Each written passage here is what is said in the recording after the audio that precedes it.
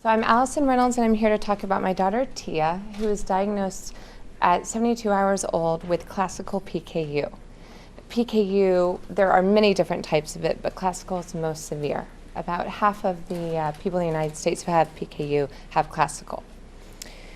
So PKU was detected in Tia through the federally mandated newborn screening process. They test kids at about 48 hours old once they've been exposed to protein.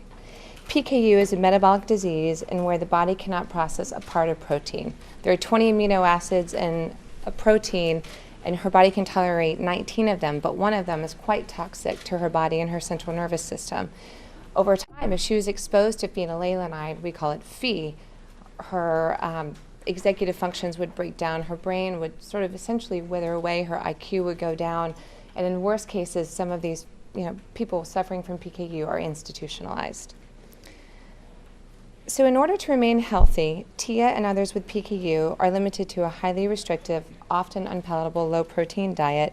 She has to consume a medical formula every day for the rest of her life. We had never heard of PKU when she was diagnosed. Many people have never heard of it. We have yet to find a pediatrician who's ever treated a kid all year round with PKU. She's the only person living with it in Washington, D.C. today. We're local. And there are 15,000 people in the United States with it today. It's an incidence of about 1 in 15,000. PKU is a very tough disease. It's very isolating. Tia's daily struggle has to do with not being able to have what they serve in the lunchroom, birthday parties. It makes children feel quite different, and it's tough.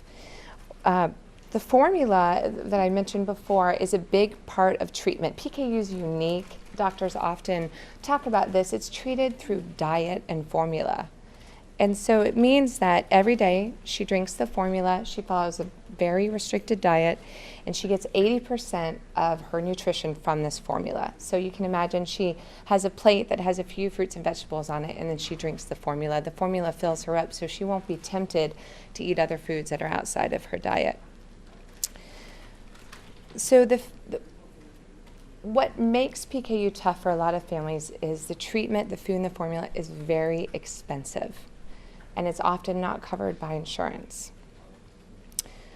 It becomes a big burden for a lot of families. There's a listserv for PKU families across the United States, and we talk about recipes and how to, create a meal that may be palatable for these children and adults. And you hear awful stories about people having to move states, sell their homes, sell their cars.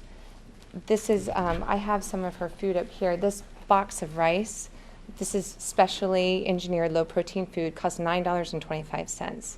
We spend $500 on average a month on Tia's food. This is on top of her other groceries, the fruits and vegetables that she eats. It's shocking. A loaf of bread is $12. A row of, the log of the chocolate chip cookie dough that's low protein is $20. This is her formula. So she drinks 3 packets a day. This one packet is $40. So we spend $120 a day on her formula. So each month it's $3,500. Now we have insurance. We're one of the lucky few in the United States to have insurance. And there's an issue, though. Our insurance company, they've covered 20 to 100% on and off over the last 6 years, and they've written in the letter to us saying, you have, we'll cover her formula, but they say there's no guarantee. So several times a year, I get a phone call from her formula provider saying, I'm sorry, we can't ship your daughter's formula tomorrow because there's a $17,000 balance on your account. And so I struggle through the appeals process with our insurance company many times every year, and it's really difficult, and they always fall back on we said in the letter there's no guarantee. And so it's a really, really big struggle. It takes hours a day to manage PKU, and often these families are met with having to make these phone calls. It's really, really tough. So I just wanted to point out in summary that newborn screening is federally mandated, but the treatment is not. So the government does the testing, and they present you with this lifelong battle, and then they walk away. So the logic is lost. It makes no sense. And the math works. If you pay for treatment up front, these children are healthy, they're thriving, Tia is normal, she's doing beautifully. But if you don't treat, they'll be institutionalized, and the state and the government has to pay a tremendous amount for that. So that's the big takeaway.